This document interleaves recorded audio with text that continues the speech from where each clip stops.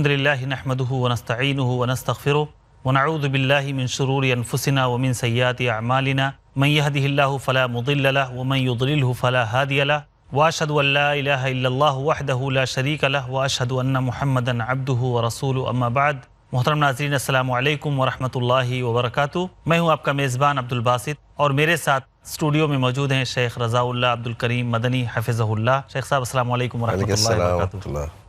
ناظرین آپ کو یاد ہوگا کہ پچھلے حلقے میں ہم نے جو شبہ مستشرقین کی طرف سے اور منکرین حدیث کی طرف سے پیش کیا جاتا ہے وہ شبہ ہے وضع حدیث کے تعلق سے کہ موضوع روایات بھی حدیث کی کتابوں میں داخل کر دی گئی ہیں اور وہ بھی اس میں جگہ پا چکی ہیں اور تمیز اس کی مشکل ہو گئی ہے، ناممکن ہو گئی ہے۔ اس لیے ہمارا اعتماد حدیث کی کتابوں سے یا احادیث سے اٹھ جاتا ہے۔ اسی کی حقیقت ہم جان رہے تھے اپنے شیخ محترم سے۔ شیخ صاحب ہم جان رہے تھے کہ یہ فتنہ کب شروع ہوا وضع حدیث کا، حدیثوں کے گڑھنے کا، جو اللہ کے رسول صلی اللہ علیہ وسلم کے تعلق سے جھوٹی باتیں منسوب کی گئیں، اور آپ بتا رہے تھے کہ اس کے پیچھے ایک سبائی فتنہ تھا۔ عبداللہ بن سبا نے دین کی شکل کو بگاڑنے کے لیے یہ فتنہ شروع کیا تھا، اور اس کے پیچھے کیا اور اسباب و عوامل ہیں میں آپ سے سننا چاہتا ہوں اپنے ناظرین کے لیے۔ دیکھیے وضع حدیث کے اسباب کئی تھے اور اتفاق سے حالات کچھ ایسے ہو گئے تھے کہ اس کے لیے ان کو ماحول سازگار ہو گیا۔ اچھا، اسلام کی پہ در پہ فتوحات نے ان کو بوکھلا کے رکھ دیا تھا، تو انہوں نے مسلمانوں کو اسلام کو کمزور کرنے کے لیے بیک وقت جی جو ہتھیار اختیار کیے، تو اس میں ایک تو یہ تھا کہ مسلمانوں کو آپس میں ایک دوسرے کے ساتھ لڑایا جائے، صحابہ کرام رضوان اللہ تعالیٰ علیہم اجمعین کی اعتباریت ختم کی جائے، ایسے الزامات ان پر رکھے جائیں کہ جس کی وجہ سے وہ مشکوک ہو جائیں، ان کا کردار مشکوک ہو جائے، چھوٹی چیزوں کو اتنا زیادہ بڑھایا جائے کہ لوگ اس کی بنیاد پر ان کے خلاف دست و گریباں ہونے کے لیے تیار ہو جائیں۔ چنانچہ حضرت عمر فاروق رضی اللہ تعالیٰ عنہ کی شہادت کے بعد سے جو حالات بنے، حضرت عثمان غنی رضی اللہ تعالیٰ عنہ کی طویل خلافت اسلامیہ کے زمانے میں جتنی بڑی فتوحات ہوئیں اس سے پہلے ہوئی نہیں تھی۔ بالکل، اس نے ان لوگوں کو مجبور کیا کہ کسی طرح سے اسلام کے اس عبقری خلیفہ کو ختم کیا جائے، تو اس کے لیے اسباب تیار کیے۔ اس کے لیے سب سے زیادہ جو سہارا لیا گیا، جھوٹ کا سہارا لیا، کیونکہ میدان میں تو مقابلہ کر نہیں سکتے تھے، میدان میں مقابلہ کرنے کی طاقت نہیں تھی، اس لیے الزام تراشیاں کی گئیں اور پھر کچھ حدیث کے نام پر کچھ چیزیں گڑھی گئی اور وہ پھیلا دیں۔ اسی میں حب اہل بیت، خلیفہ ثالث حضرت عثمان غنی رضی اللہ تعالیٰ عنہ کے سلسلے میں افتراءات، بہتانات، جی، تیسرے رسول اکرم صلی اللہ علیہ وسلم کی احادیث کے تعلق سے مجرمانہ کردار ان لوگوں کا، ان تمام عوامل کو لے کر انہوں نے اسلام کو اور اسلامی کوششوں کو سبوتاژ کرنے کا پلان بنایا اور یہ اپنے اس ارادے میں کافی حد تک کامیاب رہے۔ لیکن مسلمان جو اسلام کے لیے، دین کے لیے، قرآن کے لیے سچا درد رکھتے تھے اور سچے مسلمان تھے، جی، انہیں وقت بے شک لگا اس فتنے کو سمجھنے میں، لیکن ایسا نہیں ہوا کہ یہ فتنہ اپنا کام کر کے نکل گیا ہو اور مسلمانوں کو خبر بھی نہ ہوئی ہو۔ خبر نہ ہوئی ہو، ایسا نہیں۔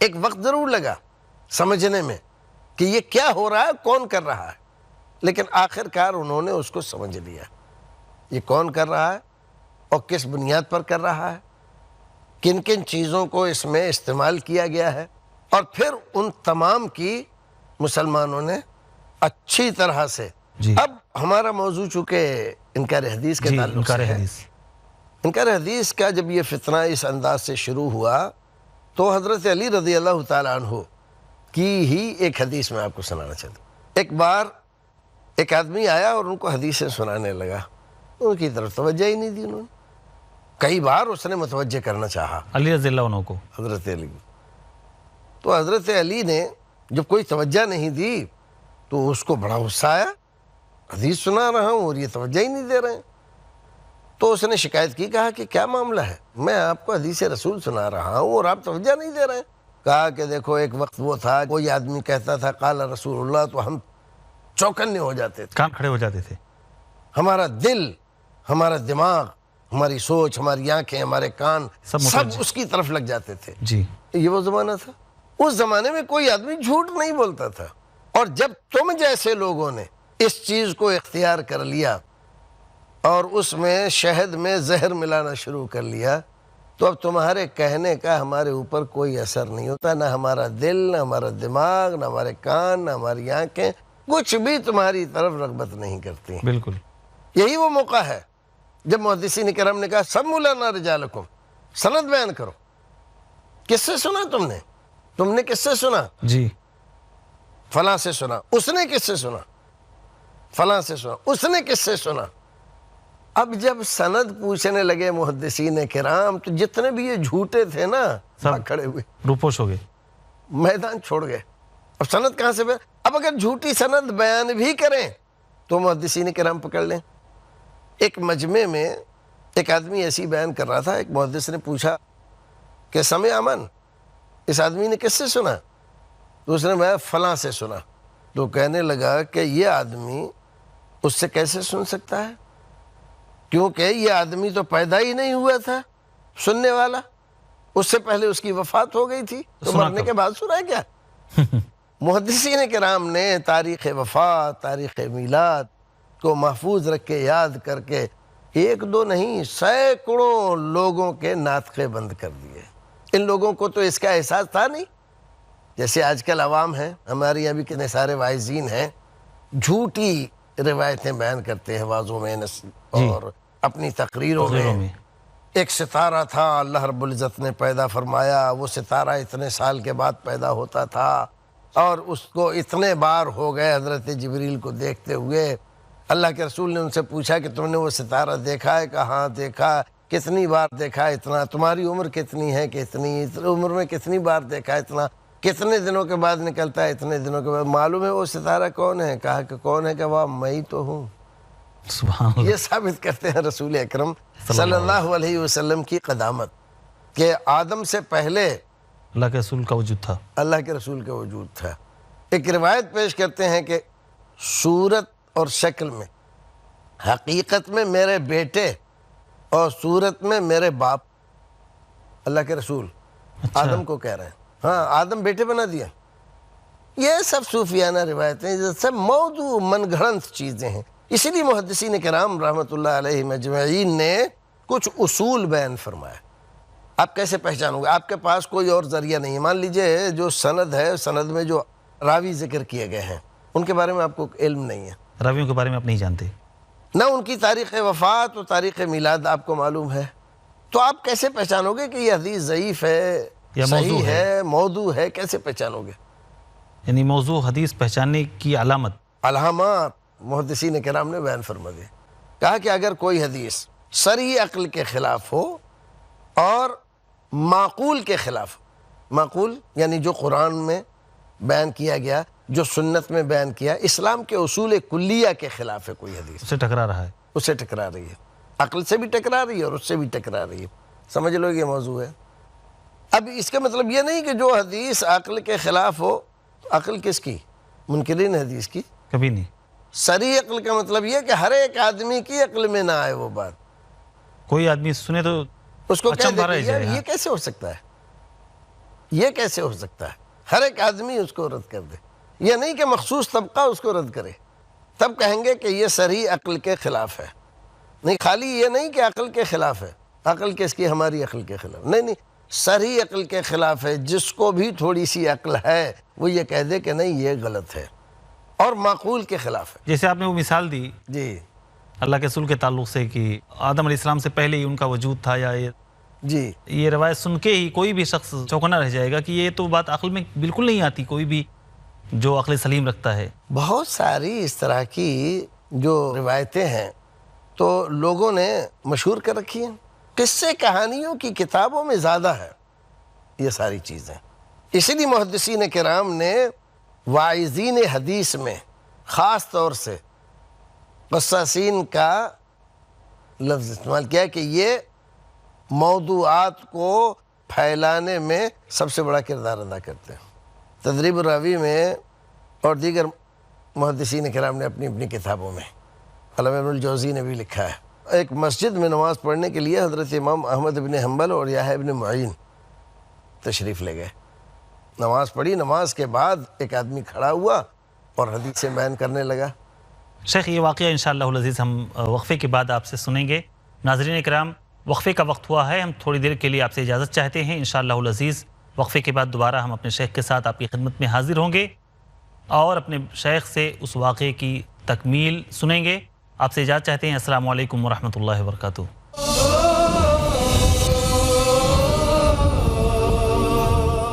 السلام علیکم ورحمۃ اللہ وبرکاتہ۔ ناظرین کرام، وقفے کے بعد دوبارہ آپ کا خیر مقدم ہے۔ وقفے پہ جانے سے پہلے ہم وضع حدیث کے تعلق سے شیخ صاحب سے گفتگو سن رہے تھے۔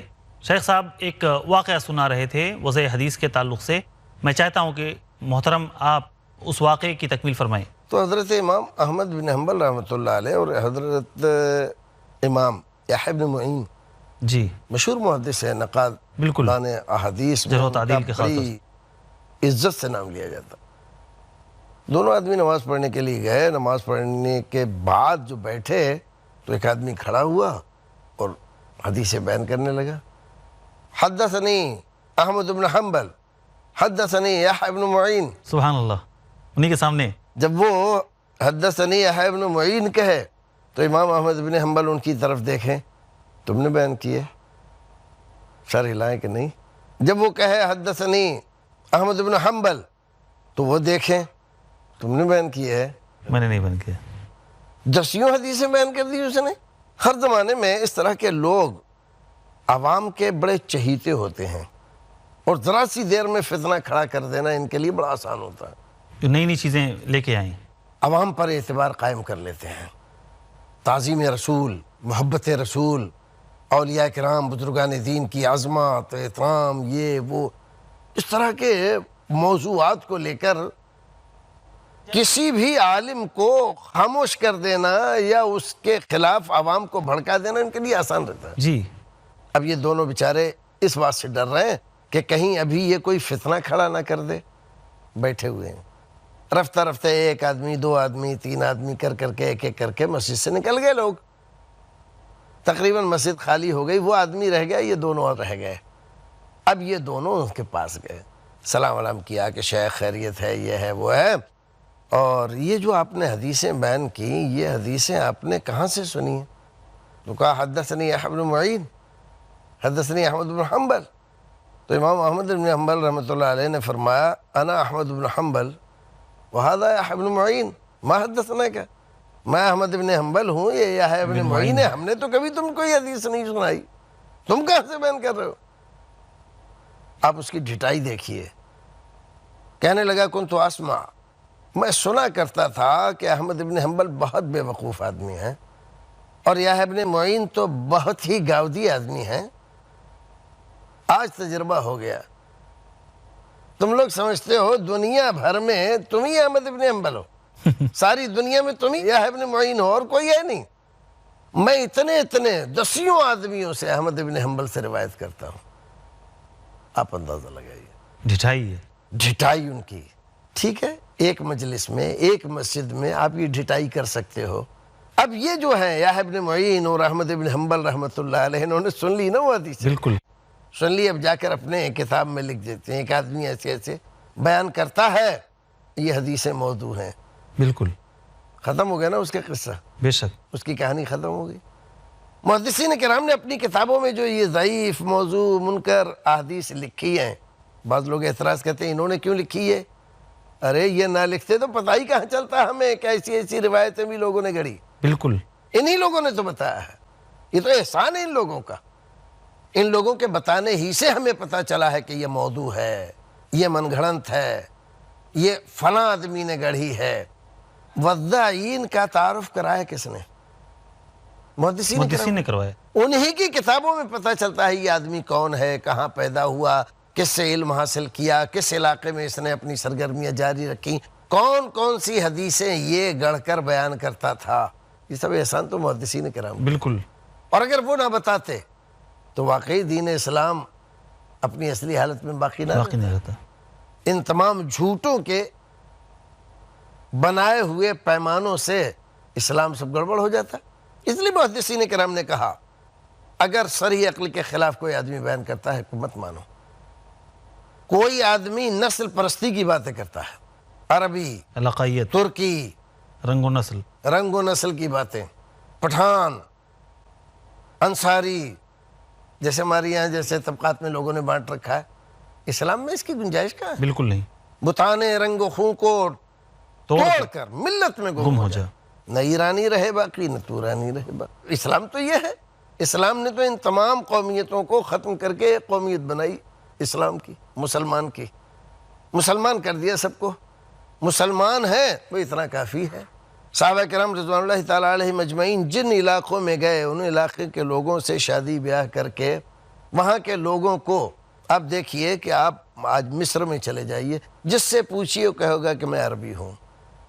تو اصل لوگ کہاں گئے وہاں کے؟ تو یہ برکت تھی ان کی. نسل پرستی سے متعلق جتنی حدیثیں ہیں یہ سب مشکوک ہیں. اسی طرح سے کسی علاقے کی شان میں، اسقلان کی تعریف میں، اسقلان ایک شہر ہے بہت بڑا، جی. اس کی تعریف میں، بغداد کے فضائل میں احادیث بغداد کا تو اس وقت وجود ہی نہیں تھا اللہ کے سب کے موجود زمانے. نہیں تھا، لیکن صاحب گھڑنے لوگ والوں بیان نے کر رہے ہیں. ارے وہ ان کے علاقے کی فضیلت ہے تو ہمارا علاقہ کیسے رہ جائے؟ جھوٹوں کا حافظہ کمزور ہوتا ہے. ایسے ہی اماموں کے تعلق سے تعصب کی بنیاد پر، تعصب بھی ایک سبب ہے وضع حدیث کا.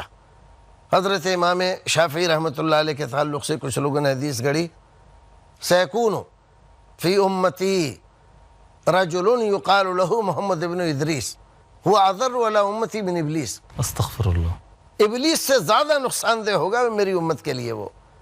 حضرت امام شافعی رحمۃ اللہ علیہ کے تعلق یہاں تک لوگوں نے گڑھ ڈالی. یہ تعصب میں ایک حدیث گڑھی، سیکون فی امتی رجل ہوا سراج امتی، میری امت کا چراغ ہوگا وہ ایک امام کی تعریف میں.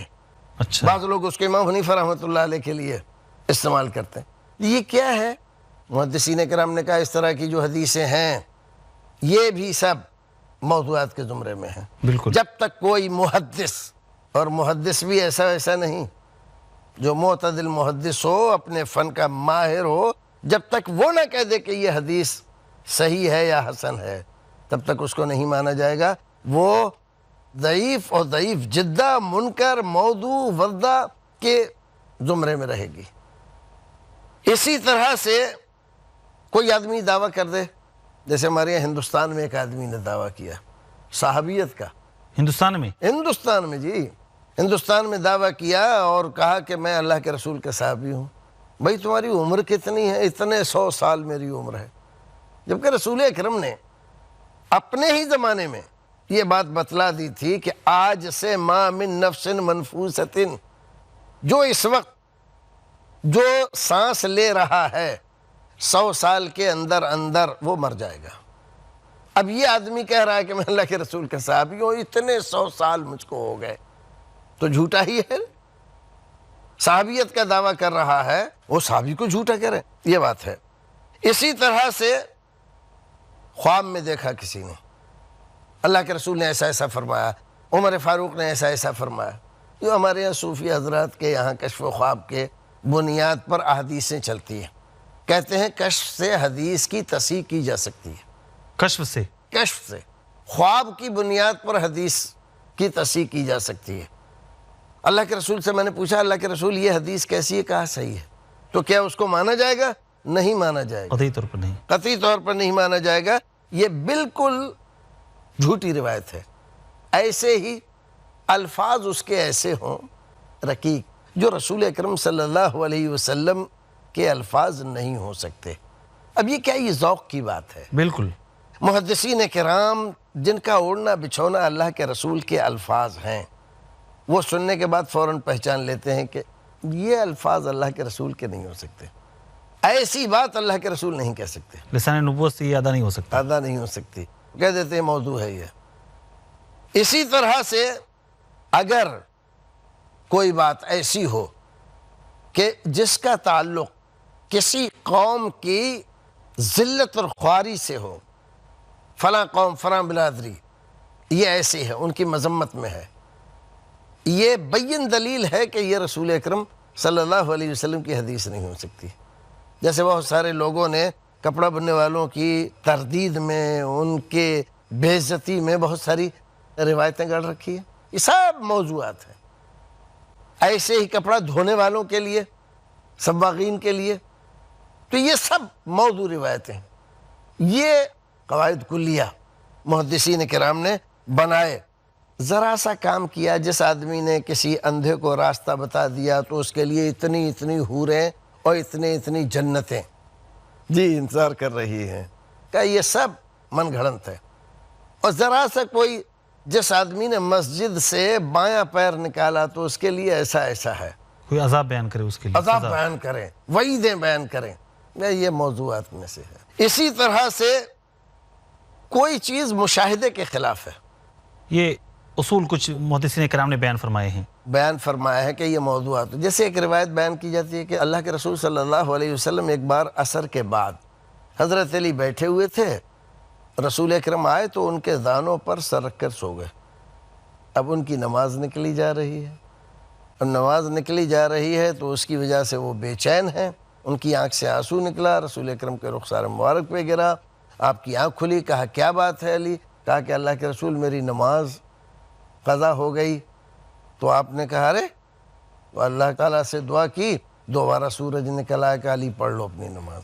یہ ہے رد شمس کا، بہت سارے لوگ بیان کرتے ہیں، شیخ ایک وقت پورا طبقہ تو اس سب کو بیان کرتا ہے، لیکن یہ سب موضوعات میں سے بالکل مشاہدے کے خلاف ہے۔ ایک ہی آدمی نہیں دیکھے گا، ہزاروں لاکھوں لوگ دیکھیں گے۔ بالکل صحیح بات ہے، جزاک اللہ خیر۔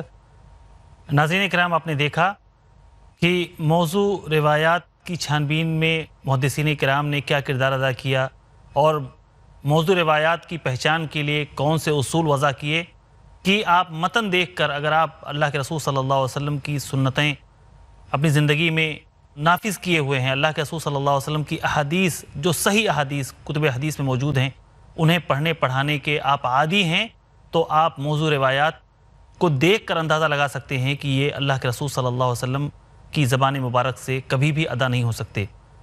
یہی اصول ہمارے شیخ محترم آپ لوگوں کے سامنے بیان کر رہے تھے، اور منکرین حدیث کے اس شبہے کو زائل کر رہے تھے جو وہ پیش کرتے ہیں کہ موضوع روایات حدیث کی کتابوں میں چونکہ داخل کر دی گئی ہیں، لہٰذا ممکن نہیں ہے کہ ہم ان کی تمیز کر سکیں، اور اس طریقے سے وہ کتب حدیث ہی سے اپنا اعتماد اٹھا لیتے ہیں۔ اللہ رب العالمین سے دعا ہے کہ اللہ تعالی ہمیں سنتوں کو سمجھنے، اسے اپنی زندگی میں بسانے کی توفیق عطا فرمائے۔ آمین۔ وآخر دعوانا الحمدللہ رب العالمین، والسلام علیکم ورحمۃ اللہ وبرکاتہ۔